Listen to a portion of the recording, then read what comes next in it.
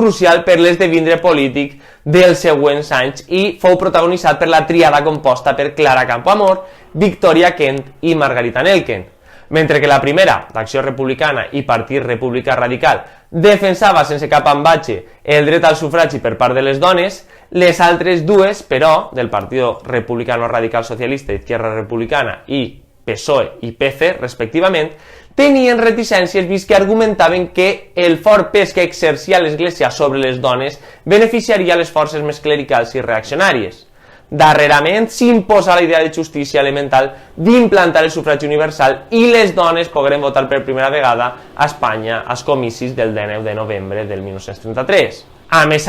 altres mesures com la implantació del matrimoni civil o el divorci constituïren aportacions molt valuoses als drets socials i civils en les dones, així com també la creació d'escoles i l'accés de les xiquetes a l'educació primària obligatòria, comportant la reducció de l'analfabetisme femení del 60 al 37%. En qualsevol cas, l'arrelament i el costum social de desigualtat fou un escull difícilment superable que es reflectí en la poca presència femenina en l'ensenyament, el món laboral o en la política. Situació que encara avui és palesa en àmbits com la manca de dones en llocs executius de poder de grans corporacions o la política en les més altes esferes.